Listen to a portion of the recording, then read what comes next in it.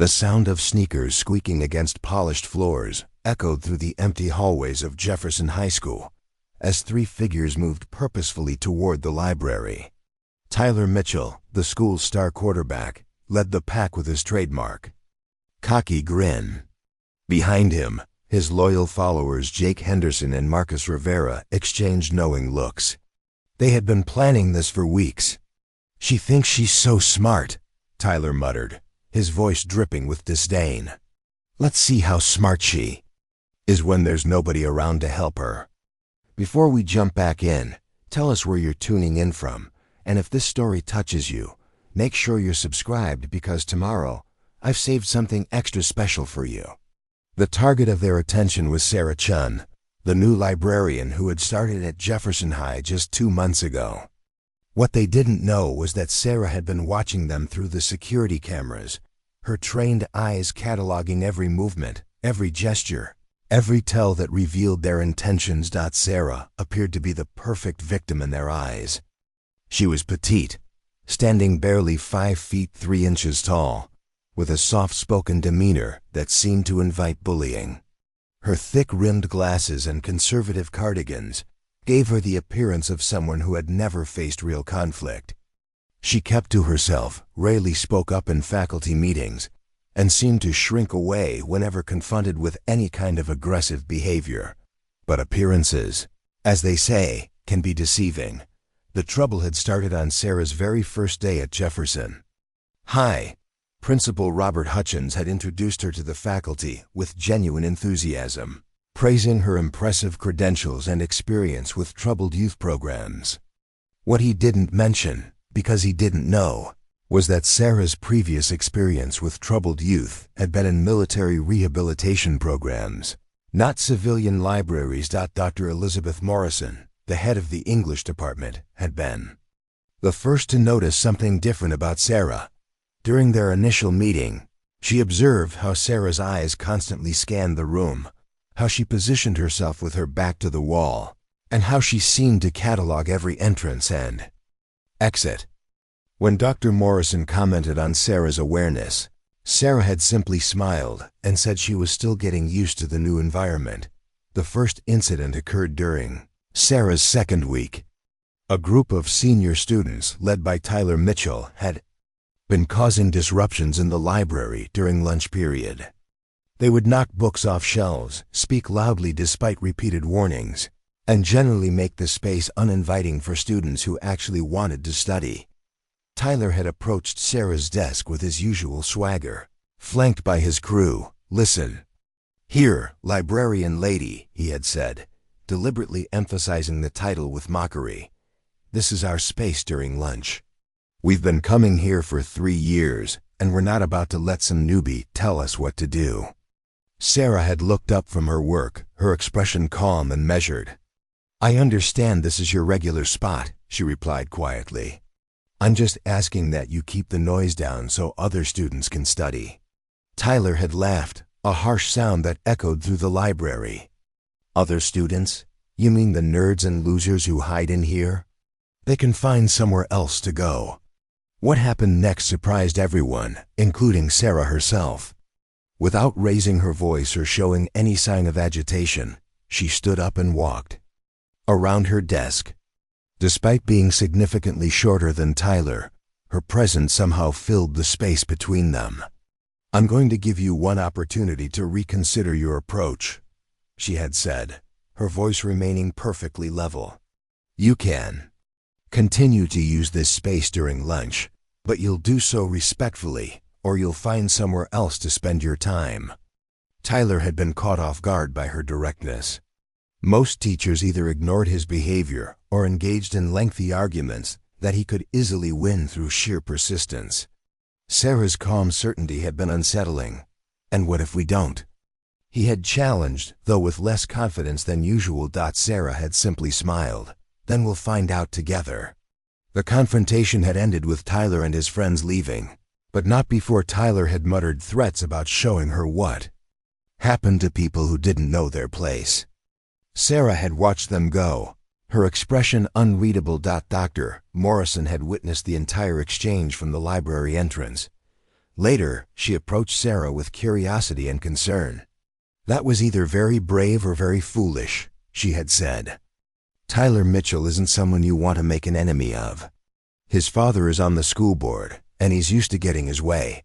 Sarah had continued organizing books as she replied. "I've dealt with difficult personalities before. Sometimes they just need clear boundaries." "Where did you work before coming here?" Dr. Morrison had asked, realizing she knew very little about Sarah's background. "Various places," Sarah had answered vaguely. "I've worked with young people in challenging environments, libraries, community centers, that sort of thing." Dr. Morrison had sensed there was more to the story, but Sarah's tone had indicated the conversation was over. What she didn't know was that Sarah's previous library work had been managing information systems for military intelligence, and her experience with challenging environments had been in war zones across 3 different continents. The second incident occurred 3 weeks later. Sarah had been working late, cataloging new acquisitions, when she noticed movement in the Kokov hallway through the library's glass doors. Tyler, Jake, and Marcus were approaching, and their body language suggested they weren't coming to check out books. Sarah had quickly assessed her options. The library had multiple exits, including a service door that led to the parking lot. She could easily leave and avoid confrontation. Instead, she had calmly saved her work and prepared for what was coming. The 3 young men had entered the library with exaggerated stealth, clearly enjoying what they perceived as their advantage. Tyler had called out in a sing-song voice, "Oh, Miss Chun, we know you're in here. We just want to have a little chat." Sarah had emerged from behind the circulation desk, her hands visible and empty.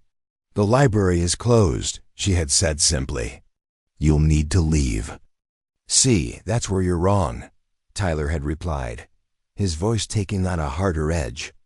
"We're not going anywhere until we've had our conversation. You embarrassed me in front of my friends, and that's not something I take lightly." Jake had moved to block the main entrance while Marcus had positioned himself near the emergency exit. They had clearly planned this confrontation, believing they had trapped their target. Sarah had remained calm, her breathing steady and controlled. "What is it you want to discuss?" "I want you to understand something," Tyler had said, stepping closer.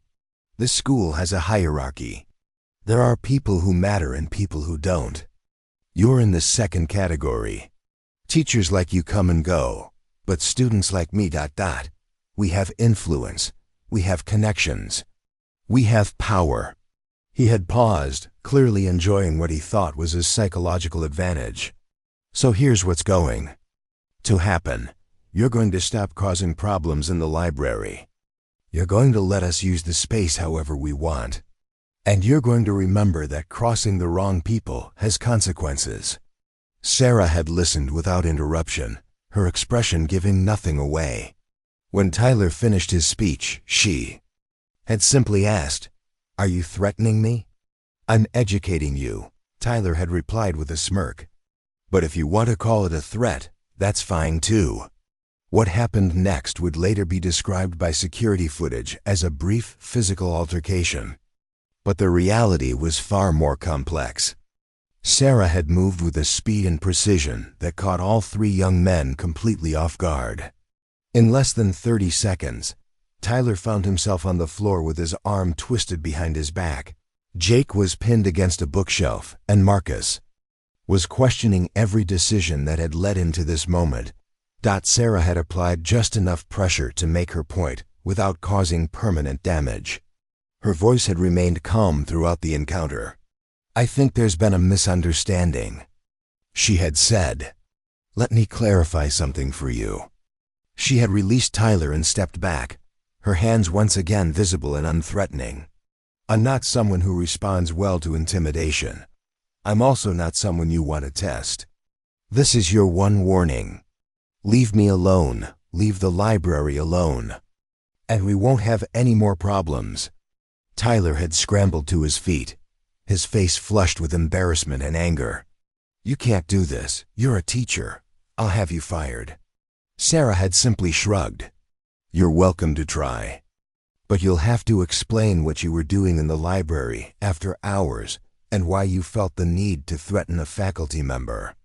The three young men had left without another word, but Sarah knew this wasn't over.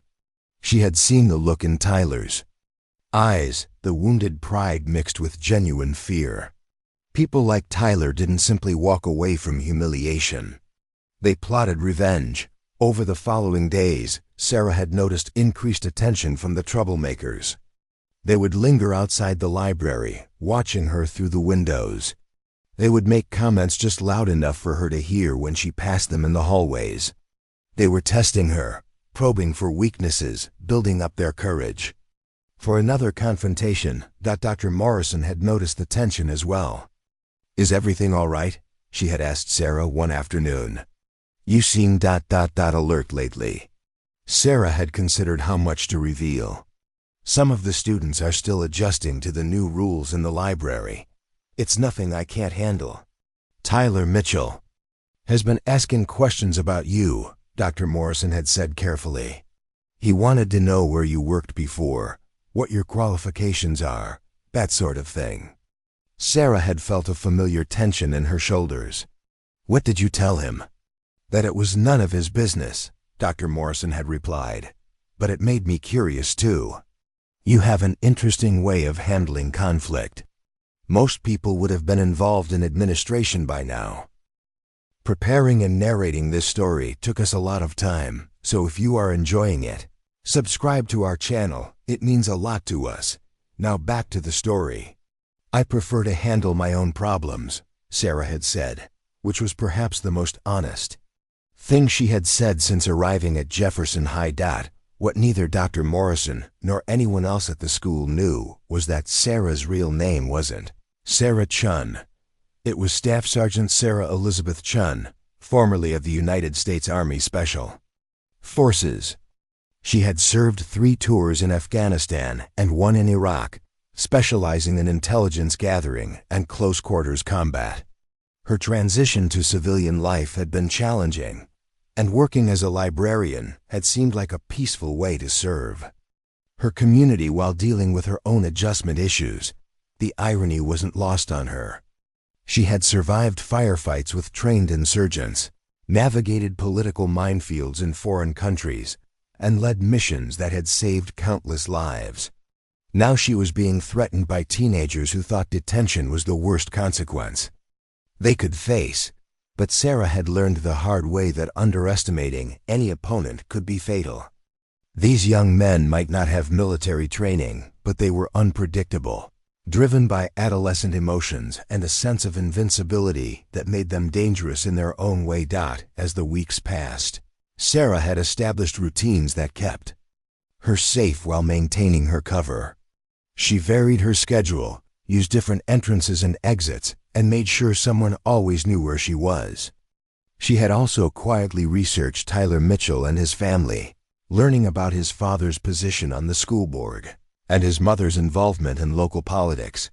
The Mitchell family was influential in the community, which explained Tyler's sense of entitlement and his belief that he was untouchable. His father, David Mitchell, owned several successful businesses and had been instrumental in funding the school's athletic programs. His mother, Rebecca Mitchell, chaired the Parent-Teacher Association and organized most of the school's social events. Tyler had grown up believing that rules were suggestions and that consequences were for other people. He had been arrested twice for minor infractions, but had never faced real punishment thanks to his family's connections. The few teachers who had tried to hold him accountable had found themselves reassigned or encouraged to find employment elsewhere. Sarah had also learned about Jake Henderson and Marcus Rivera. Jake was Tyler's oldest friend, a follower who had never developed his own identity beyond being Tyler's sidekick. His parents were divorced, and he lived with his father, a construction worker who was rarely home. Marcus was newer to the group, having moved to Jefferson High the previous year. He was trying to fit in and had attached himself to Tyler's group as a survival strategy. Understanding their motivations didn't make them less dangerous, but it gave Sarah insight into how they might behave in a crisis. Jake would likely follow Tyler's lead regardless of consequences, while Marcus might be more unpredictable, driven by his need to prove himself worthy of the group's acceptance. The final piece of the puzzle had come from an unexpected source. Emma Rodriguez, a quiet sophomore who spent most of her free time in the library, had approached Sarah with information. "Miss Chun," Emma had said quietly, "I think you should know that Tyler Mitchell and his friends are planning something. I heard them talking about it in the hallway." Sarah had set down her work and given Emma her full attention. "What kind of something?" "They're going to corner you after school hours," Emma had said, her voice barely above a whisper. They want to teach you a lesson. They think you humiliated Tyler, and they want to get back at you." Sarah had felt a familiar calm descend over her, the same feeling she had experienced before dangerous missions. "When?" "Tonight," Emma had replied. "They know you usually stay late on Wednesdays to process new books. They're going to wait until everyone else is gone." Sarah had thanked Emma and assured her that she would be careful. What she didn't tell the young woman was that she had been expecting this confrontation for weeks. She had been preparing for it, planning for it, and in some ways, looking forward to it. As the school day ended and the hallways emptied, Sarah had made her final preparations. She had sent a text message to Dr. Morrison, letting her know she would be working late. She had checked the security cameras to ensure they were functioning properly. Most importantly, she had allowed herself to remember who she really was. For 2 months, she had been Sarah Chun, the quiet librarian who avoided conflict and kept her head down. But as the sun set over Jefferson High School and the building grew quiet, she began to transform back into Staff Sergeant Chun, the soldier who had never lost a battle, and who had no intention of starting now. The sound of footsteps in the hallway announced the arrival of her opponents. Tyler Mitchell, Jake Henderson, and Marcus Rivera were about to discover that their carefully planned ambush had become something else entirely. They thought they were hunting a helpless librarian. They were about to learn they had walked into the den of a predator. The morning after Emma's warning, Sarah arrived at Jefferson High with a different energy. While she maintained her quiet librarian facade, those who knew her well began to notice subtle changes. Dr. Morrison was the first to pick up on the shift during their weekly faculty meeting. "The literacy program proposal looks excellent, Sarah," Principal Hutchins said, reviewing the documents she had submitted. "Your ideas for after-school tutoring and reading comprehension workshops are exactly what our struggling students need." Sarah had spent the previous evening crafting a comprehensive plan that would not only help students but also establish her credibility with the administration. The proposal included detailed strategies for engaging reluctant readers, methods for improving standardized test scores, and a budget breakdown that showed impressive cost-effectiveness. "I've worked with at-risk youth before," Sarah explained to the assembled faculty. "Sometimes they just need someone who believes in their potential and gives them the tools to succeed." What she didn't mention was that her experience with at-risk youth had involved rehabilitating child soldiers and helping young refugees adapt to civilian life in war-torn countries. Those skills she had discovered translated surprisingly well to working with American teenagers facing their own battles.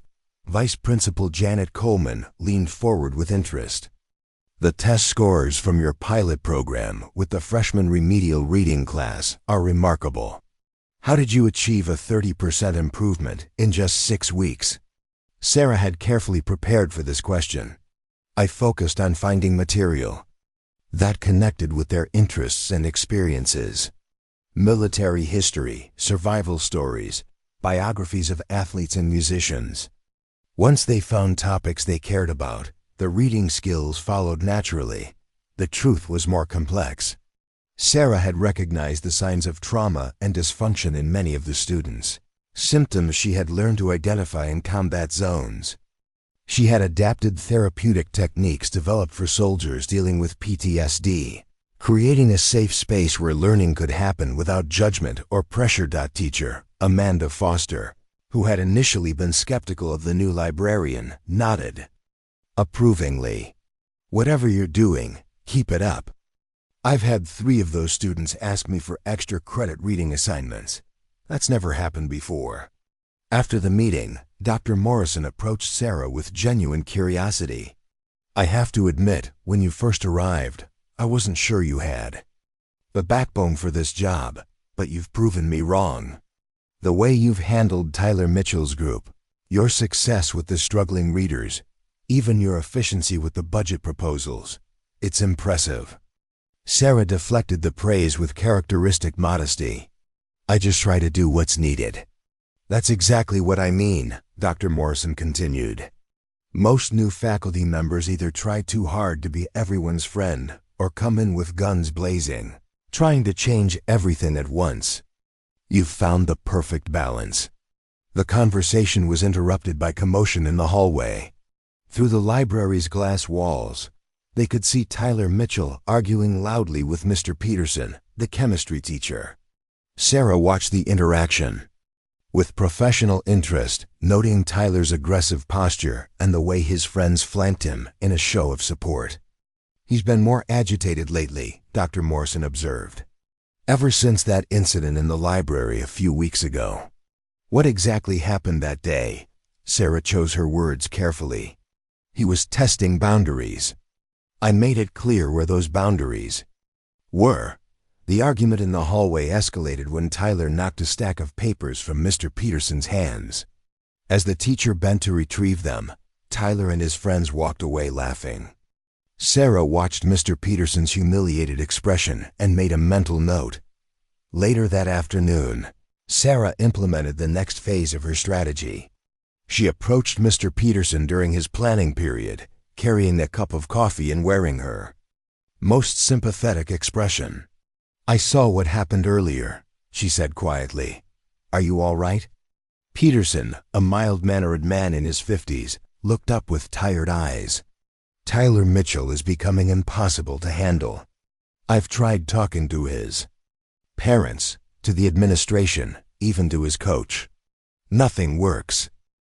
Sarah sat down across from him. Tell me about it.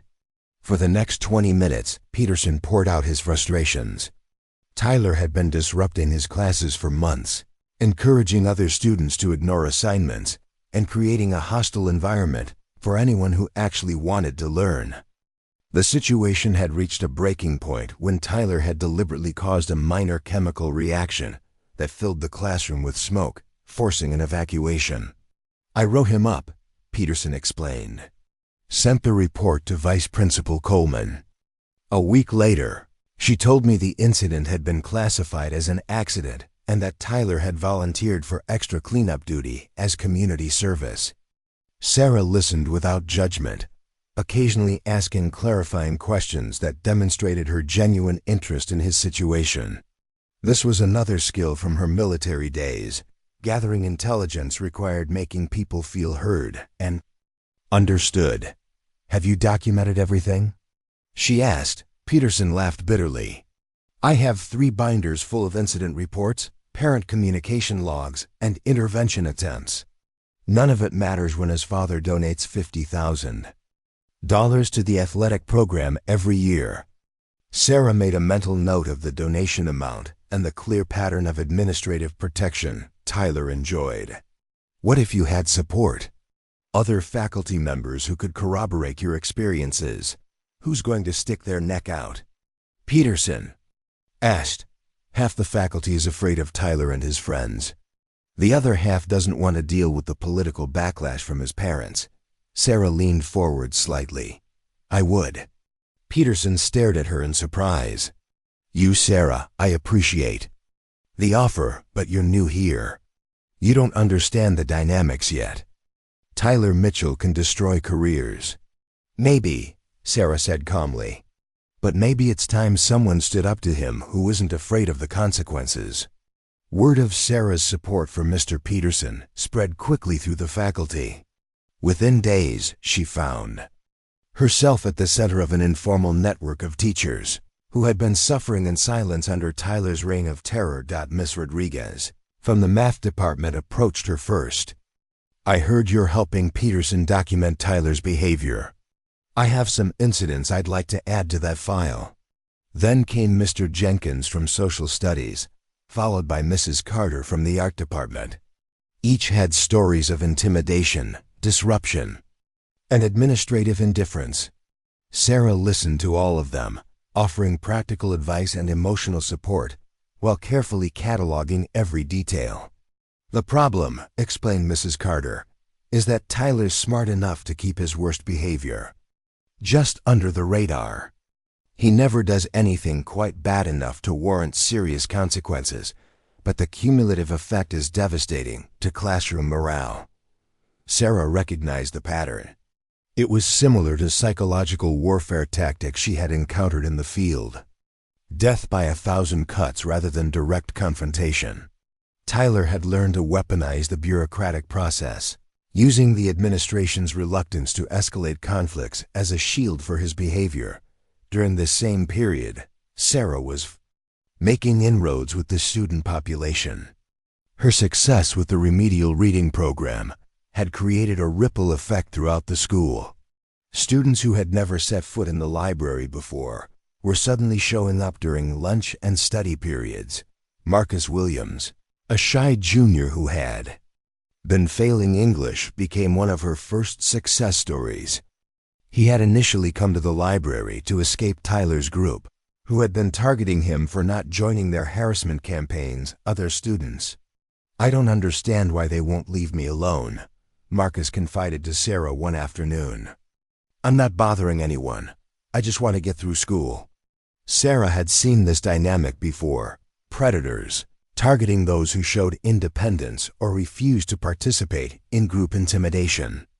"Sometimes people like that see kindness as weakness," she explained, "but it's actually the opposite. It takes more strength to stand alone than to follow a crowd." She helped Marcus find books that resonated with his interests in automotive repair and engineering. Within weeks, his reading scores improved dramatically, and his confidence grew along with his abilities. More importantly, he began to see the library as a safe haven where he could exist without fear. Jessica Thompson, a freshman who had been struggling with anxiety since middle school, found similar refuge in Sarah's domain. Her parents had been considering homeschooling after several incidents where Tyler's group had mocked her for her visible nervousness during class presentations. Sarah introduced Jessica to bibliotherapy, using carefully selected books to help her process her feelings and develop coping strategies. She also taught Jessica breathing techniques that she claimed to have learned from a yoga instructor, but had actually mastered during high-stress military operations. "Miss Chun really gets it," Jessica told her mother during a parent conference. "She doesn't make me feel stupid or broken. She just helps me find ways to deal with things." These success stories began to attract attention from parents and community members. Sarah found herself invited to PTA meetings, curriculum committees, and education task forces. Each invitation expanded her network and increased her influence within the school system. At one particularly important PTA meeting, she found herself seated next to Rebecca Mitchell, Tyler's mother. The woman was perfectly polished, from her expensive clothing to her professional makeup, but Sarah's trained eye caught the tension around her eyes and the defensive set of her shoulders. "You're the new librarian," Rebecca said, extending a manicured hand. "I've heard wonderful things about your programs." Sarah smiled warmly. "Thank you. I love working with the students here. They're remarkably resilient and creative." "Tyler speaks very highly of you," Rebecca continued, though something in her tone suggested this wasn't entirely true. "He says you've really improved the library environment." Sarah filed away this information while maintaining her pleasant expression. "Tyler is certainly memorable. He has a lot of energy." The conversation was interrupted by Principal Hutchins, calling the meeting to order, but Sarah had learned what she needed to know. Rebecca Mitchell was aware that there had been conflicts between her son and the new librarian, and she was conducting her own reconnaissance mission. After the meeting, Dr. Morrison pulled Sarah aside. "I saw you talking to Rebecca Mitchell. How did that go?" "Interesting woman," Sarah replied diplomatically. "Very protective of her son." "That's one way to put it," Dr. Morrison said with a wry smile. "She's been known to make life difficult for teachers who cross Tyler. Fair warning." Sarah appreciated the heads-up, though she had already reached the same conclusion. The Mitchell family's influence extended far beyond the school board. Rebecca Mitchell was connected to the mayor's office, the Chamber of Commerce, and several influential social organizations. Making an enemy of her would have serious consequences for anyone who depended on community support for their livelihood. Fortunately, Sarah had learned to operate in hostile territory with limited resources and powerful enemies. The key was building a network of allies while maintaining operational security. Her next ally came from an unexpected source. Coach Thompson, who supervised the wrestling team and taught physical education, approached her after witnessing an incident in the hallway. Tyler and his friends had been harassing a group of younger students, demanding they hand over their lunch, money in what they called voluntary contributions to the senior class. When one of the freshmen refused, Tyler had shoved him against a locker hard enough to leave a bruise. "I saw the whole thing," Coach Thompson told Sarah later. "But by the time I got there, Tyler was helping the kid pick up his books and apologizing for the accident. The kid was too scared to contradict the story." Sarah recognized the tactic. Create the problem, then position yourself as the solution.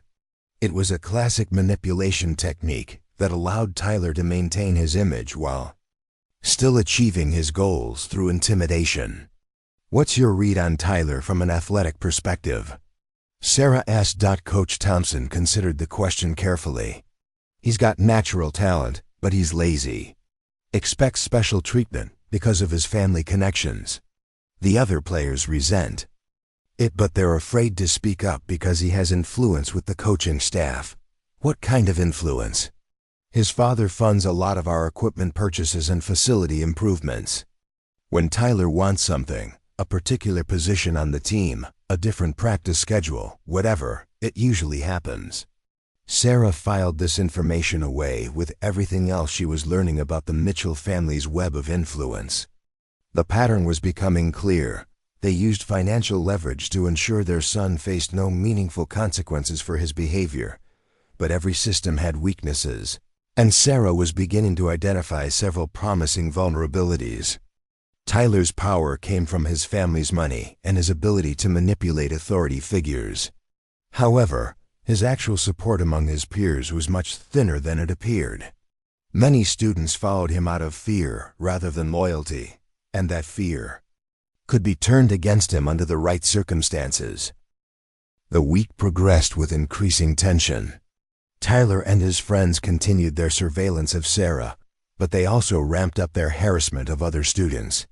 It was as if they were testing the boundaries, seeing how far they could push before someone pushed back. Sarah documented everything while continuing to build her network of allies. By Friday afternoon, she had commitments from 6 faculty members to provide written statements about Tyler's behavior, contact information for 12 students who had been victims of his intimidation campaigns, and a growing file of incident reports that painted a clear picture of systematic bullying. More importantly, she had earned the trust and respect of the school community. Students sought her out for help with academic problems, personal issues, and conflicts with other students. Faculty members confided in her about their professional challenges and sought her advice on difficult situations. Even some parents had begun reaching out to her directly when they had concerns about their children's education. As the final bell rang on Friday afternoon, Sarah reflected on how much had changed in just 1 week. She had transformed from an isolated newcomer to a central figure in the school's social ecosystem. The foundation was now in place for whatever came next, but she also knew that Tyler Mitchell wouldn't remain passive much longer. his surveillance, had been getting more aggressive, and she had noticed him testing the library's security measures during his supposed study sessions. The confrontation Emma had warned her about was still coming, and Sarah suspected it would happen soon. As she packed her belongings and prepared to leave for the weekend, Sarah allowed herself a small smile. Let them come, she thought.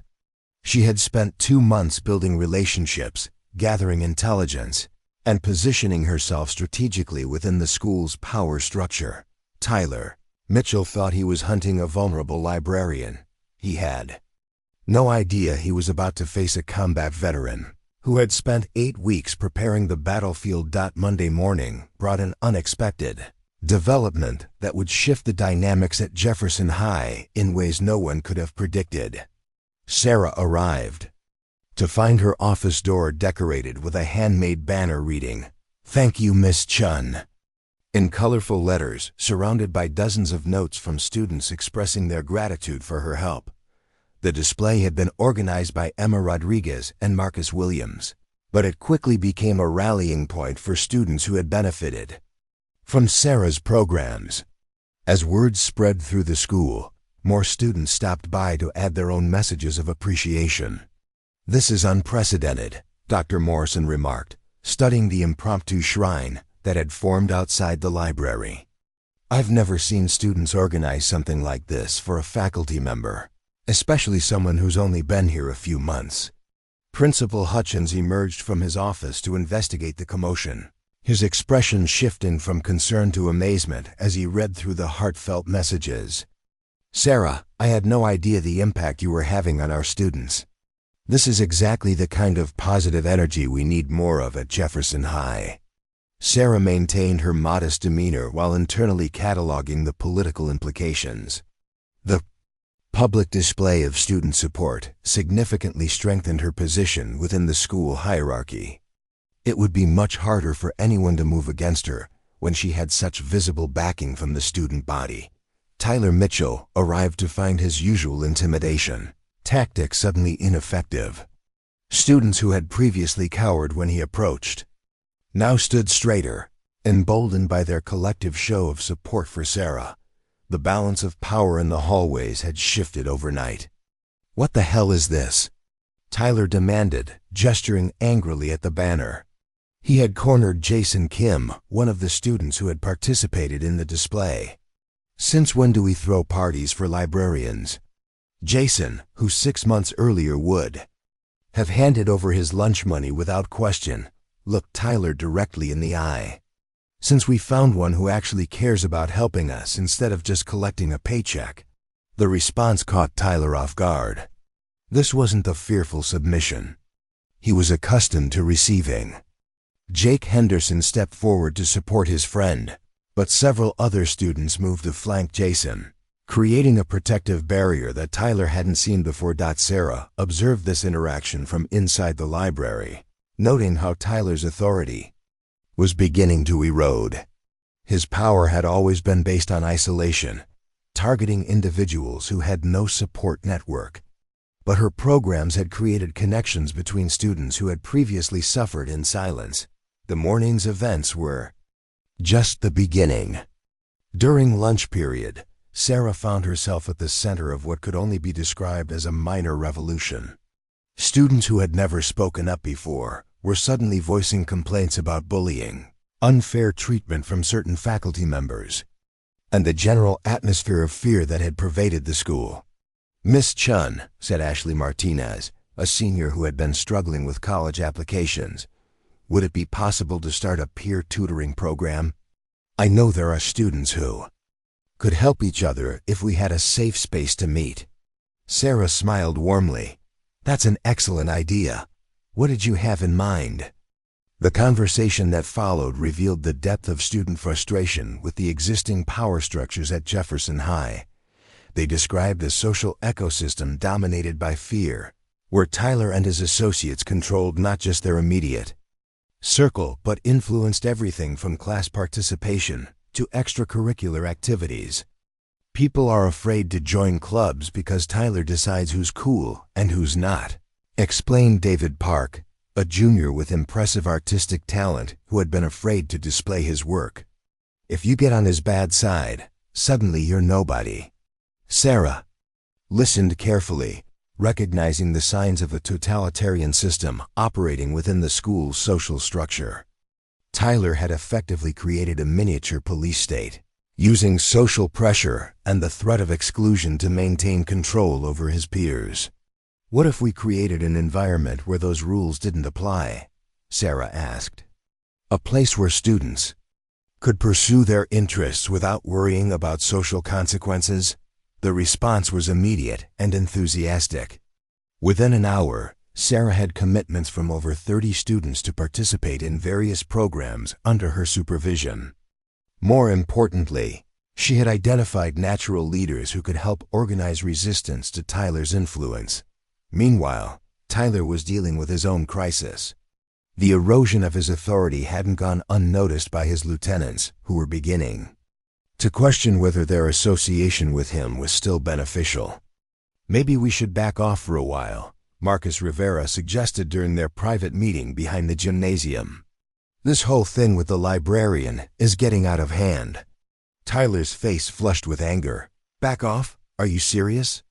We let her get away with this, and everyone's going to think they can disrespect us. Jake Henderson, ever the loyal follower, nodded in agreement. Tyler's right. We can't look weak now. But Marcus wasn't convinced. Look around, man. Students aren't afraid of us anymore. They're actually standing up to us. Maybe it's time to cut our losses. The conversation revealed the cracks that were forming in Tyler's coalition.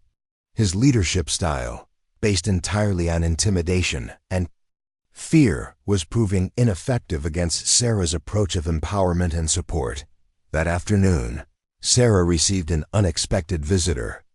Rebecca Mitchell arrived at the library during Sarah's office hours, impeccably dressed and wearing a smile that didn't reach her eyes. Miss Chun, I hope you don't mind the intrusion.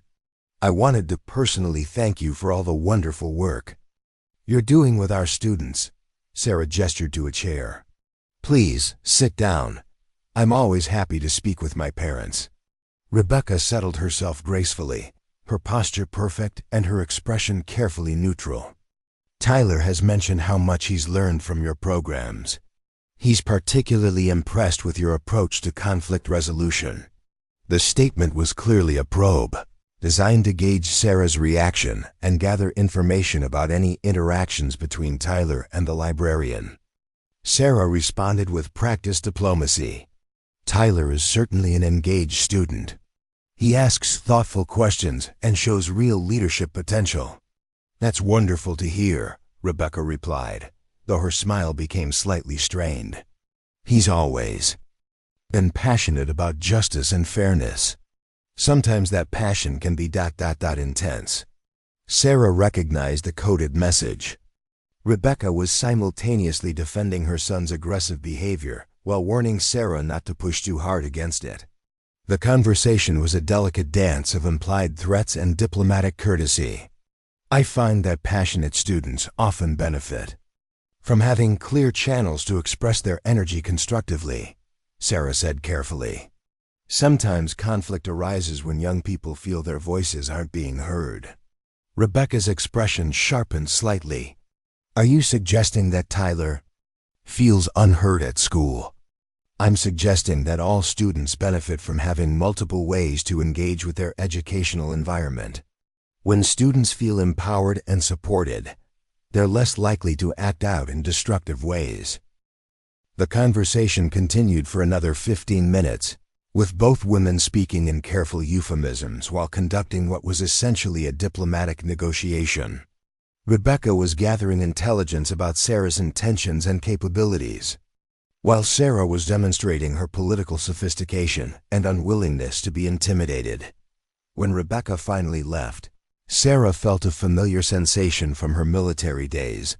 The calm focus that came with knowing a major engagement was approaching.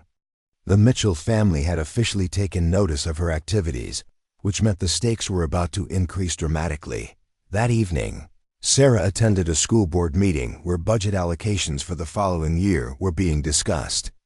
She had been invited to present her library improvement proposals, but she suspected Rebecca Mitchell's presence in the audience meant this was about more than funding requests. Miss Chun's literacy programs have shown remarkable results, Principal Hutchins announced to the board. Test scores in her target demographic have improved by an average of 35%, and student engagement metrics are at their highest levels in 5 years. Board member David Mitchell, Tyler's father, leaned forward with interest. "These are impressive numbers, Miss Chun. Tell us about your methodology." Sarah had prepared extensively for this moment. Her presentation was professional, data-driven, and carefully crafted to appeal to the board's priorities. She emphasized cost-effectiveness, measurable outcomes, and community benefit while avoiding any mention of the social dynamics that were driving much of her success. "The key," she explained, "is creating an environment where students feel safe to take intellectual risks.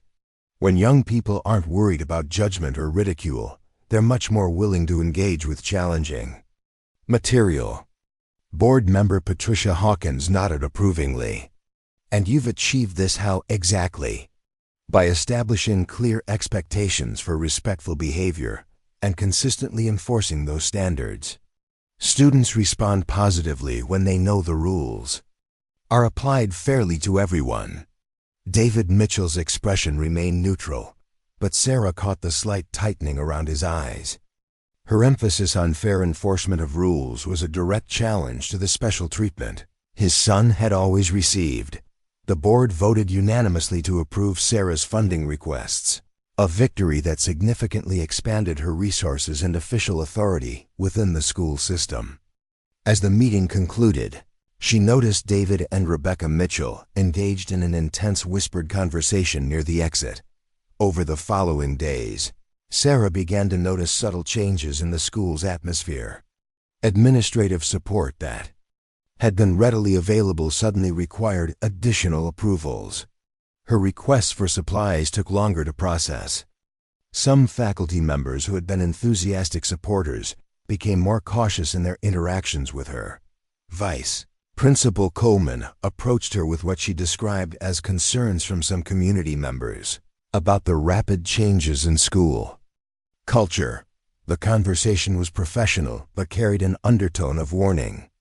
"I want to be clear that the administration supports your programs," Coleman said carefully. "However, we need to be mindful of how quickly we implement changes. Some families have expressed concern that we're moving too fast." Sarah understood the subtext. The Mitchell family had been applying pressure through their network of contacts, using their influence to create obstacles for her initiatives. It was a sophisticated campaign designed to slow her momentum without creating obvious fingerprints that could be traced back to them. But Sarah had expected this response and had prepared accordingly. Her next move surprised everyone, including herself with its audacity. She announced the creation of a student leadership council, with elected representatives from each grade level who would have input on school policies affecting student life. The proposal was presented as a way to increase student engagement and teach civic responsibility, but its real purpose was to institutionalize the grassroots support she had been building. "This is an opportunity for students to have a voice in their educational experience," she explained to the faculty during their weekly meeting. "Research shows that students who feel ownership of their environment are more likely to succeed academically and socially." The proposal was brilliant in its simplicity. It appeared to be a standard educational initiative, the kind of program that would impress college admissions officers and look good in grant applications. But it would also create an official platform for students to challenge the informal power structures that Tyler and his associates had established. Tyler recognized the threat immediately. During lunch period, he confronted Sarah directly for the first time since their previous encounter in the library. "This student council thing," he said, approaching her desk with his characteristic swagger. "What's that really about?" Sarah looked up from her work with a pleasant expression. It's about giving students like you the opportunity to develop leadership skills in a constructive environment. I think you'd make an excellent candidate for the council." The suggestion caught Tyler completely off guard. He had been prepared for confrontation, not recruitment. "You want me to run for student council? Why not? You clearly have influence with your peers, and you care passionately about issues affecting students. Those are exactly the qualities we need in student leaders." Tyler stared at her suspiciously, trying to identify the trap he was certain existed. But Sarah's expression remained sincere and encouraging, giving him no obvious angle of attack. "I'll think about it," he said finally, unsure how to respond to this unexpected turn. As Tyler walked away, Sarah allowed herself a small smile. She had just presented him with an impossible choice. If he ran for the council and won, he would be constrained by official procedures and oversight. If he ran and lost, his authority would be publicly diminished. If he refused to participate, he would appear to be rejecting democratic processes in favor of maintaining his informal power structure. The next few days brought a flurry of activity as students began organizing campaigns for the newly announced council positions. The enthusiasm was infectious, with even traditionally apathetic students expressing interest in participating. Sarah watched the developments with satisfaction, noting how the democratic process was naturally undermining Tyler's authoritarian approach. Students who had been afraid to speak up were suddenly debating policy proposals and forming coalitions around shared interests. But she also remained alert to the gathering storm. The Mitchell family's influence campaign was intensifying, and she had begun to notice surveillance that extended beyond the school grounds. Someone had been asking questions about her background, her previous employment, and her reasons for coming to Jefferson High. As Friday afternoon approached, Sarah prepared for what she sensed would be a crucial weekend. The confrontation Emma had warned her about was still looming, but the context had changed dramatically. Tyler was no longer dealing with an isolated target. He was facing someone who had built a network of allies and established herself as a legitimate authority figure within the school system. The stage was set for a conflict that would determine not just Sarah's future at Jefferson High, but the entire social order that had governed the school for years. And Sarah was ready for whatever came next.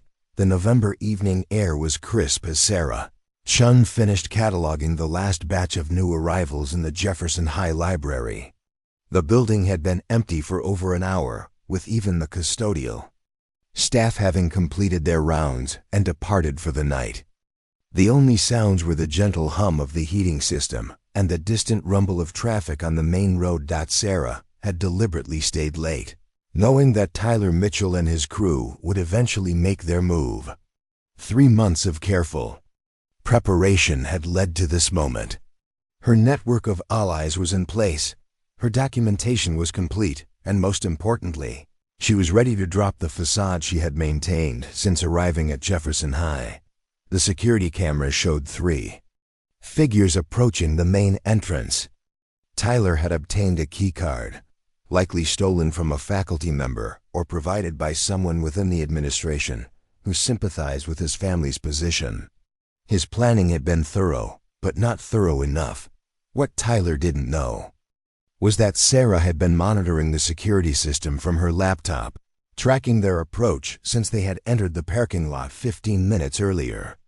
She had watched them disable what they thought was the main alarm system, unaware that Sarah had installed additional surveillance equipment using her library improvement budget. She also had backup that Tyler couldn't have anticipated. Dr. Morrison was parked 3 blocks away, ready to contact authorities if Sarah didn't check in within the next hour. Coach Thompson was monitoring police scanner frequencies from his home, and even Principal Hutchins had been briefed on the possibility of after-hours confrontation. Though he didn't know the full extent of Sarah's preparations, the library door opened with a barely audible click. Tyler, Jake, and Marcus entered with the confidence of predators who believed they had cornered their prey. They moved through the darkness using the flashlights on their phones, their voices echoing in the bloody, empty space. "Miss Chun," Tyler called out in a sing-song voice. "We know you're here. Your car's still in the parking lot, and the lights were on until just a few minutes ago." Sarah remained silent, observing from her position behind the circulation desk. She had changed clothes after the official school day ended, trading her conservative librarian outfit for dark, tactical pants and a fitted black shirt that allowed for unrestricted movement. Her hair was pulled back in a tight bun, and she had removed her glasses, which were primarily cosmetic anyway. "Come on out," Jake added. "We just want to have a conversation." Marcus seemed less confident than his companions. "Maybe she already left through another exit," he suggested. "We should probably just go." "She's here," Tyler said with certainty. "She thinks she's smart. Hiding in the dark like this is some kind of game. But games have rules, and I make the rules around here." They moved deeper into the library, their flashlight beams sweeping across empty tables and towering bookshelves. Sarah used their noise and distraction to reposition herself, moving with the silent efficiency she had mastered during night operations in hostile territory. "You know what your problem is?" Tyler continued, his voice growing more aggressive, as he failed to locate his target. "You don't understand how things work around here. You think you can just show up and change everything, turn students against their peers, make the faculty think you're some kind of hero." Sarah allowed them to reach the center of the library before making her presence known. She emerged from behind a shelf about 20 feet away, her hands visible and empty, her posture relaxed but alert. "I'm here," she said calmly. "What did you want to discuss?" Tyler spun around, his flashlight beam catching her face. For a moment, he was taken aback by her transformed appearance. Gone was the meek librarian who had cowered behind her desk during their first confrontation. The woman standing before them radiated quiet confidence and controlled strength. "Well, well," Tyler said, recovering his composure. "Look who decided to dress up for the occasion. What is this, some kind of costume party?" Sarah smiled slightly. "I thought we should have an honest conversation. No more pretending." Jake moved to flank her on the left while Marcus reluctantly took position on the right. It was a basic encirclement tactic, designed to prevent escape and create psychological pressure. Sarah noted their positions without concern. "Honest conversation," Tyler repeated mockingly. "I like that. Let's be honest then. You've been causing problems since the day you arrived. Turning students against me, filling their heads with ideas about standing up to people who are better than them." "Better than them how?" Sarah asked, genuinely curious about his reasoning.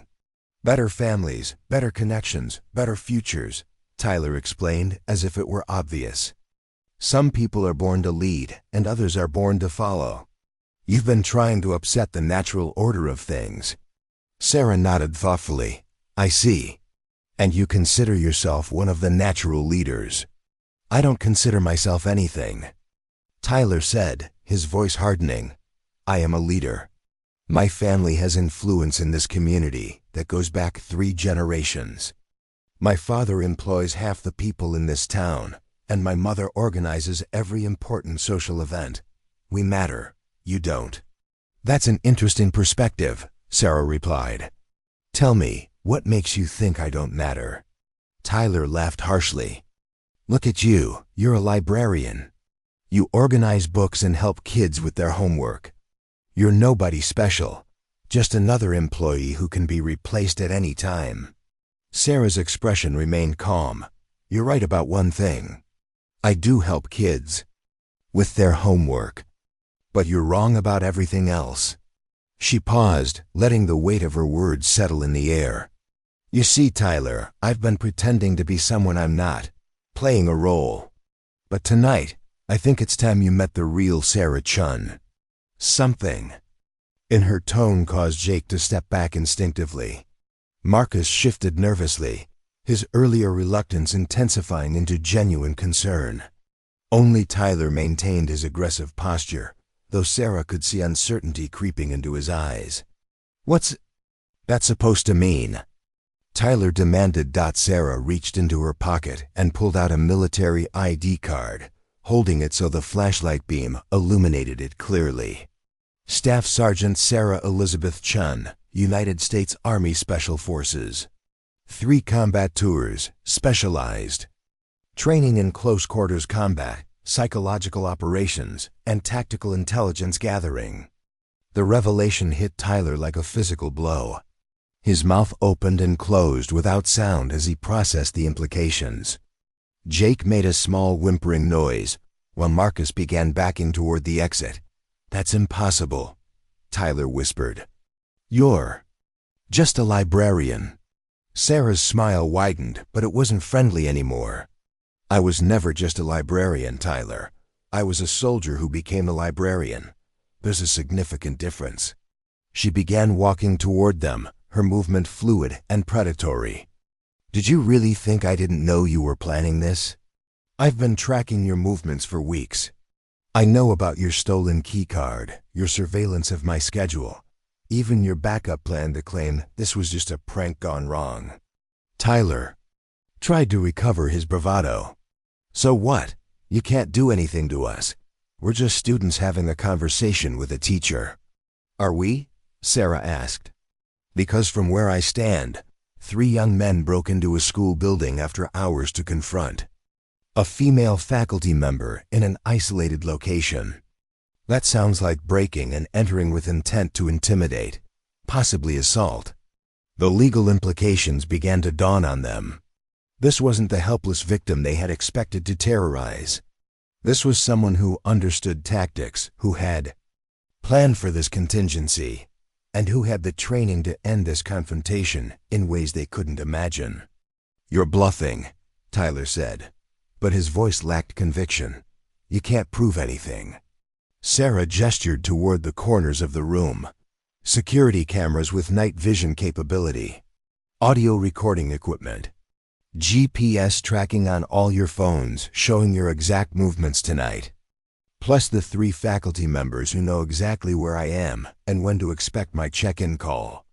She pulled out her phone and showed them the active recording app. "I've been documenting this entire conversation. Would you like me to play back? The part where you explained your family's superior social position and your right to intimidate students." Marcus had reached his breaking point. "I'm out of here," he announced, heading for the exit at a near run. "This is insane." Jake looked between Tyler and Sarah, his loyalty warring with his survival instinct. "Tyler, maybe we should just go. This isn't what we planned." But Tyler's pride wouldn't allow retreat. Years of unchallenged authority had made him incapable of backing down, even when faced with overwhelming evidence that he was outmatched. "I don't care what you used to be," he snarled. "This is my school, my town, my territory. You think some military training makes you special? I've got news for you. This isn't Afghanistan." Sarah's expression grew cold. "You're absolutely right. This isn't Afghanistan. In Afghanistan, there were rules of engagement.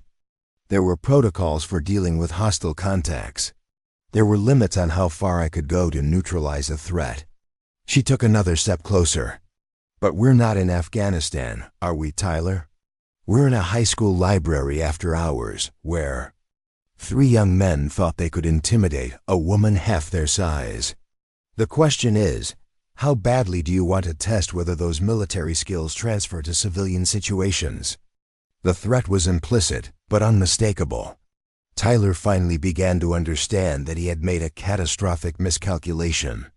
The woman standing before him wasn't just trained in combat. She was someone who had survived actual warfare and was now operating without the constraints that had limited her actions in uniform. Jake made his decision. "I'm sorry, Tyler, but I'm not going to jail for this." He backed toward the exit, hands raised in surrender. "Miss Chun, we're leaving, right now. This was all a misunderstanding." Sarah nodded approvingly. "Smart choice, Jake. Tyler, you have about 10 seconds to make the same decision." Tyler's face contorted with rage and humiliation. Everything he had built his identity around, his dominance, his influence, his untouchable status, was crumbling around him. In that moment, he made the worst possible choice. He lunged forward, intending to tackle Sarah and prove that his physical strength could overcome her supposed advantages. It was exactly the move Sarah had been expecting. What happened next lasted less than 30 seconds, but would be analyzed frame by frame in police reports and news coverage for weeks to come. Sarah sidestepped Tyler's clumsy charge with minimal effort, using his momentum against him to send him sprawling across a table. When Jake moved to help his friend, she disabled him with a precise pressure point strike that left him conscious but immobilized on the floor. Tyler scrambled to his feet and tried again, this time swinging wildly with his fists. Sarah deflected his attacks easily, counter-striking with surgical precision to nerve clusters that dropped into his knees without causing permanent damage. The entire confrontation was recorded in high definition by multiple cameras, capturing every detail of what would later be described as a textbook example of defensive tactical response. When the police arrived 15 minutes later, summoned by Dr. Morrison when Sarah failed to make her scheduled check-in call, they found Tyler and Jake zip-tied with library supplies, conscious but thoroughly subdued. Sarah was sitting calmly at her desk, completing an incident report with the same methodical thoroughness she brought to cataloging books. The aftermath unfolded with the inexorable momentum of an avalanche. The security footage left no doubt about who had initiated the confrontation and who had acted in self-defense. Tyler's own recorded statements about his family's influence and his right to intimidate other students provided prosecutors with evidence of premeditation and criminal intent. The story broke in the local newspaper the next morning with the headline, "Local Librarian's Military Background Stops School Bullies Cold." By evening, it had been picked up by regional news outlets. Within 48 hours, Sarah Chun had become a national story. The coverage focused on several compelling angles: the mild-mannered librarian who was secretly a combat veteran, the entitled bullies who had finally met their match, and the broader issues of school safety and administrative accountability that the incident had exposed. Tyler Mitchell was charged with breaking and entering, attempted assault, and conspiracy to commit intimidation. His father's influence proved useless against the overwhelming evidence and public outcry. For the first time in his life, Tyler faced real consequences for his actions, but the more significant change was in the school itself. Sarah's careful documentation of Tyler's behavior pattern, combined with the testimony of dozens of students and faculty members, triggered a comprehensive investigation into the culture of intimidation that had pervaded Jefferson High. Principal Hutchins announced sweeping policy changes designed to prevent future incidents. The Student Leadership Council that Sarah had proposed was fast-tracked into implementation, giving students an official voice in school governance. Anti-bullying programs were expanded and strengthened. Most importantly, the incident had demonstrated that change was possible. Students who had lived in fear for years suddenly felt empowered to speak up about their experiences. Faculty members found the courage to report problems they had previously ignored. Parents became more engaged in their children's educational environment. 3 months later, Sarah Chun received a commendation from the State Education Department for her innovative programs and her role in improving school safety. She accepted the award wearing her conservative librarian cardigan, having returned to her mild-mannered public persona. But everyone at Jefferson High now knew the truth. Behind the quiet demeanor and bookish appearance was someone who had faced down real enemies in real wars and had emerged victorious. The students understood that they had a protector who would never back down from a fight. The faculty knew they had an ally who couldn't be intimidated or bought off. And potential bullies learned that sometimes the person who looks like the easiest target is actually the most dangerous opponent you could possibly choose. Sarah Chun had come to Jefferson High seeking a peaceful transition to civilian life. Instead, she had sparked a revolution that transformed the entire school culture. The headlines had made her famous, but her real victory was measured in the confident voices of students who no longer feared speaking up, the improved test scores, of kids who could finally focus on learning instead of survival, and the knowledge that she had used her military training to protect rather than destroy. As she often told her students, sometimes the most important battles are fought not with weapons, but with courage, preparation, and the willingness to stand up for what's right. And sometimes, the most unlikely heroes are the ones who have been heroes all along, just waiting for the right moment to reveal themselves. The bullies had thought they were cornering the helpless librarian. Instead, they had unleashed a force that would reshape their world forever. And the headlines, as promised, told a story that would inspire other quiet heroes to step forward and make their own stand against injustice. Up next, you've got 2 more standout stories right on your screen. If this one hits the mark, you won't want to pass these up. Just click and check them out. And don't forget to subscribe and turn on the notification bell so you don't miss any upload from us.